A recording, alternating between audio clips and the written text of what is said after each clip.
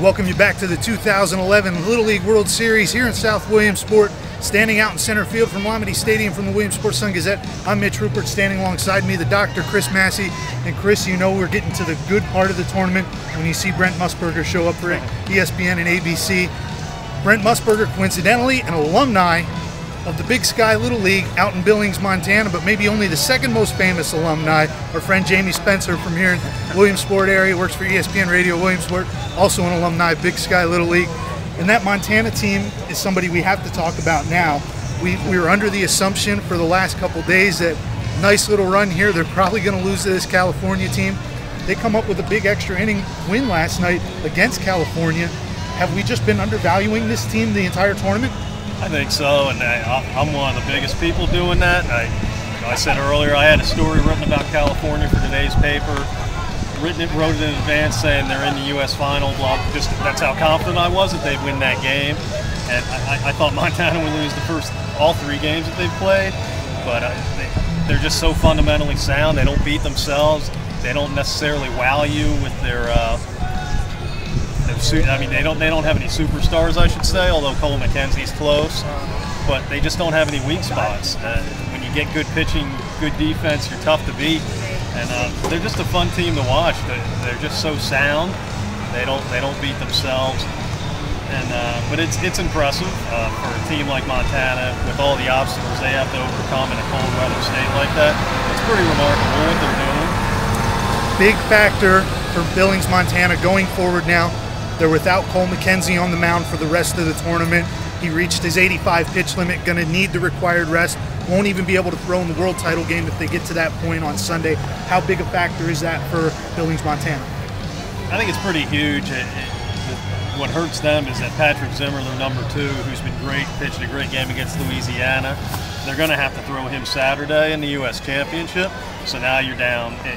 Let's for a second say they win that game, you're going to the world title game. You don't have the 2 biggest arms that got you to this point. So that could hurt them real bad. Sean Jones, the kid that came in and relieved last night and ended up getting the win, that's probably who they would go to in a situation like that. But you don't know what's going to unfold in Saturday's game. You might need him at some point in that game to go beyond 20 pitches. And then I don't know what you do. So it could hurt them a lot. I like Zimmer, but going ahead, if they make it to the world title game, they're going to be pretty thin on pitching. That could be tough for them to overcome. We're down to the final 3 teams in both the U.S. and the international bracket. Venezuela and Japan getting ready to play behind us in the consolation bracket final for the international side. We look at the U.S. side, and we have 2 cold weather state teams still left in the tournament. Billings, Montana, obviously, and then Keystone from Mountain Lock Haven. It's very rare for us to see one cold weather state team get to this point of the series. It's dominated by Arizona, Texas, Georgia, California. Is this nice to see, just different teams getting in the mix here? Yeah, I love it. I love unpredictability when you don't know what's going to happen. And you just grown so used to seeing the same powerhouse regions dominate this thing. The last, I'd say 3-4 years, it's either been West versus Southwest in the U.S. final, or the Southwest against Southeast. So I think it's pretty remarkable. I think you got to go all the way back to 2003 I think Massachusetts played New York that year. 2002, excuse me. Last time 2 cold weather teams played in the U.S. semifinal. So I think it's great, and it says a lot about those 2 teams, Keystone and Montana. They've been able to buck those trends. Keystone beat an excellent Warner Robins Georgia team. Montana's taken out Southwest and the West so far. So it's rare, but it's nice to see. Keystone Little League going to play at 8 o'clock tonight in the consolation bracket final against a strong California team. Chris, we probably expected this matchup more in the U.S. final. Keystone's got its full arsenal of pitchers tonight. How big is that for them to be able to pick and choose who they want to throw tonight?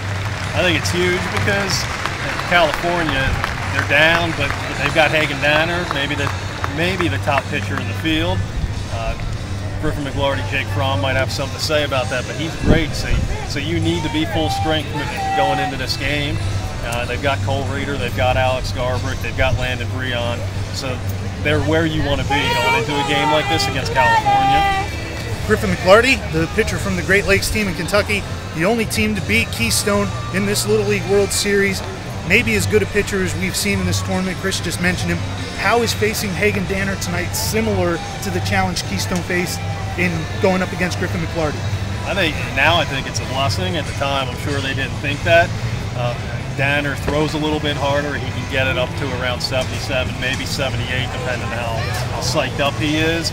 But he's a lot like McLarty. He's going to come right after you. His breaking stuff might be a little bit better than McLarty's, but that's something you can't simulate in practice. That's something you can't simulate in the batting cages. So having seen Griffin McLarty pitch already and having dealt with that for 6 innings, I think that could help him tonight, because I think he's the closest thing in this tournament to a Hagen Danner that they can see. Toughest part for California, the 7-inning loss last night. Quick turnaround. Next day, they got to play that consolation bracket final against a very tough Keystone team. So not only do they have the quick turnaround, where maybe that loss is hanging over them a little bit, now they got to face 40,000 fans not cheering for them. How tough is the task tonight for California to rebound after last night's loss? It's real tough. I mean, for a group of 11, 12, 13-year-olds, I think that's a real tough task. So you'll find out a lot about their the resiliency, their toughness tonight, because that's as tough as it gets. That's a team that hadn't lost all year, and I don't think they expected to lose I don't think they expected to lose at all. That's just the mentality that they bring to this tournament. So it's going to be tough. I think Danner, from watching him in action a few times, I don't think it'll phase him. I think he'll be able to block it out for the most part. I think the question is whether the other guys can block it out. If they can't, Keystone's got a chance to pull this off. I think the teams are enjoying now facing Keystone because of that crowd. Cole McKenzie said last night at the press conference he wants the opportunity to pitch against that Keystone crowd and just absorb all that in. You can read all about the coverage of the 2011 Little League World Series in the Sun-Gazette every day. They're in paper boxes around the complex here. Also read it online at www.sungazette.com. Enjoy the games tonight and the U.S. and international final on Saturday afternoon. We'll talk to you later.